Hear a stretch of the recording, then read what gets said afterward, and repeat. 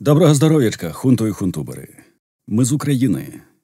Сегодня про сбор на Коника, про новости и... Начну со смешного.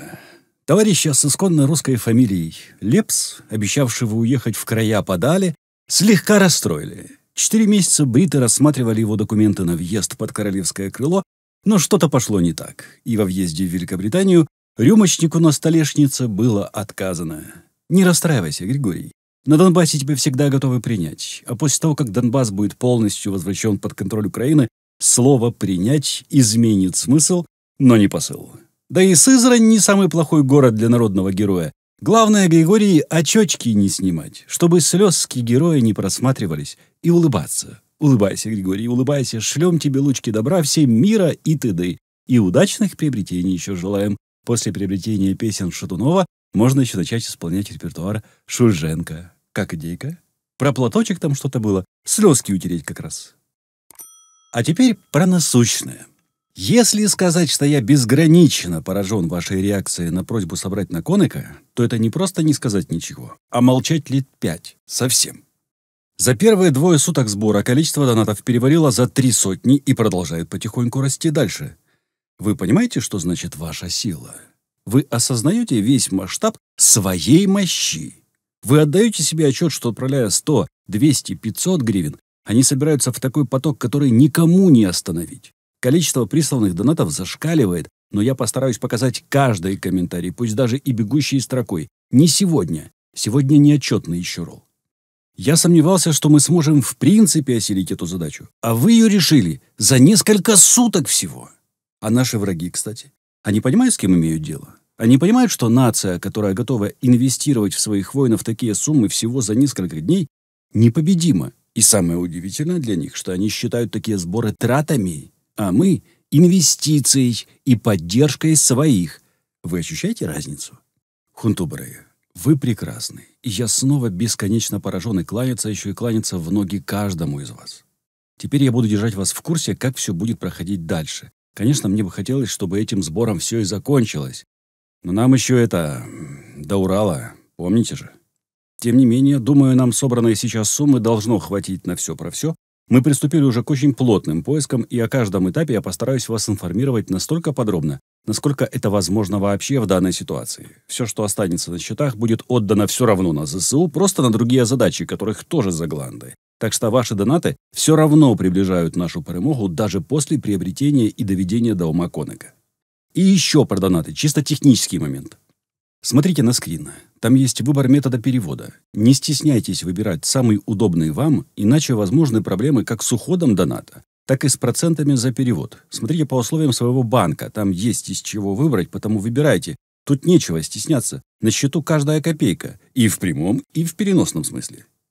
Про ход выбора Коника могу пока сказать, что приемлемых вариантов на рынке не так и много. У нас совсем все плохо. В Польше есть несколько, смотрим. Есть много в Германии, что неудивительно, учитывая, откуда родом течки, но там цены народ. Просто, чтобы вы понимали уровень, 20 тысяч евро далеко не предел за течек в нормальном состоянии. Плюс с Германией есть вторая проблема. Наш фонд, через который мы можем бусика оформить, есть в Польше, а в Германии нет никого. А для правильного оформления и постановки на учет в ЗСУ личная инициатива не прокатит. Пока так. Кстати, про Германию есть и другие новости. В ФРГ назвали сроки прекращения поставок угля и нефти из РФ. Отказ Германии от поставок угля и нефти из РФ не станет тривиальным занятием, однако Берлин намерен добиться этого за несколько месяцев. Уголь перестанет закупаться уже с 1 августа, нефть с 31 декабря. На Россию приходилось 40% немецкого импорта угля и 40% немецкого импорта нефти. Берлин теперь займется поиском альтернативных поставщиков газа, которые бы заполнили дефицит газа, когда Евросоюз откажется от ежегодно получаемых из России 158 миллиардов кубометров топлива. Немецкие власти в ускоренном режиме занимаются строительством терминалов сжиженного природного газа СПГ. Однако, так как США и Катар могли бы поставлять в Европу около 30 миллиардов кубометров газа в виде СПГ, потенциальных поставщиков все еще не хватает.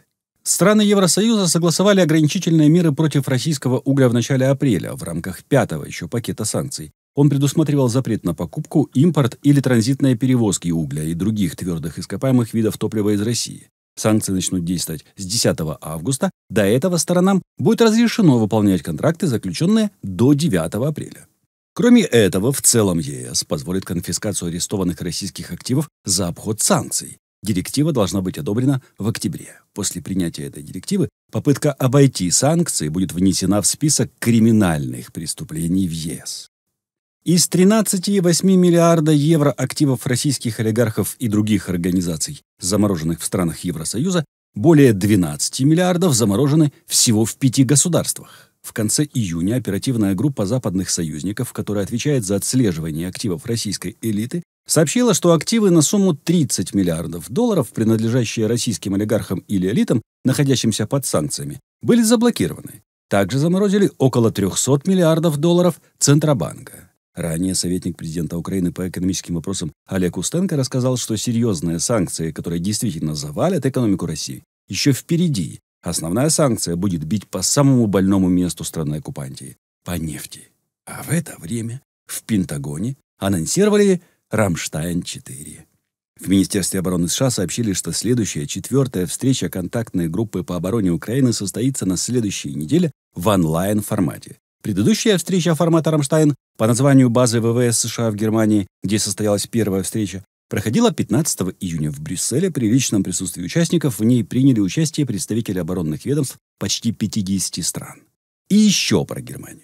Украина продолжает получать помощь от международных партнеров. Так, федеральное правительство Германии опубликовало полный список необходимого вооружения, которое предоставят нашему государству. Оказать эту помощь стало возможно благодаря средствам инициативы федерального правительства по модернизации. Ссылку на первоисточник и полный список передаваемого поставлю в первый комментарий под роликом, как всегда.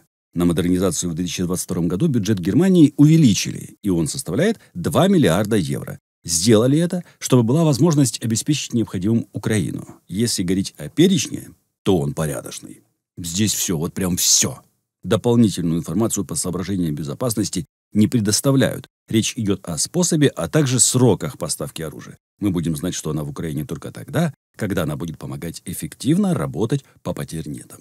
Все пункты, отмеченные звездочкой, снабжение промышленности. Их предоставление нашему государству финансируется благодаря средствам той же инициативы по модернизации. Часть этой помощи либо связана с ремонтными работами, либо само производство еще не завершено. Кроме того, для эффективного использования определенных позиций украинским военным необходимо пройти продолжающееся обучение. Ну и Америка. Куда ж без нее сейчас?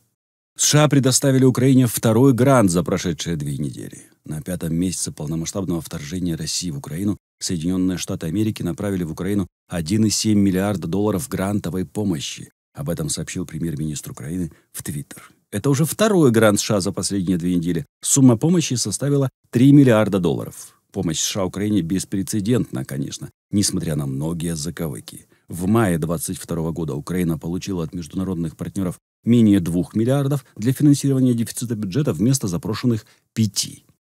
В июне представитель Госдепа США Дерек Хоган заявил, что США планируют ежемесячно выделять Украине по 1,5 миллиарда долларов для поддержки бюджета. В июне, по словам министра финансов Сергея Марченко, сумма помощи должна была увеличиться до 4,8 миллиардов долларов. Тем не менее, россиянский блицкриг постепенно разворачивается в другую сторону. Медленно, очень медленно, как для нас.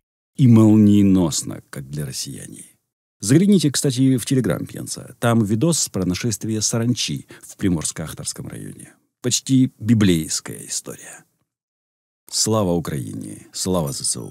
Ставайте донаторами Пенса, підпишіться і передивіться ролик на другому каналі 24UA Пенс. Зробіть і тут, і там червону пімпочку сіренькою, потім тицніть дзвоника, виберіть всі нагадування, бо більшу частину доходів каналів Пенс відправляє на перемогу. Тож це й буде ваш вклад в перемогу України.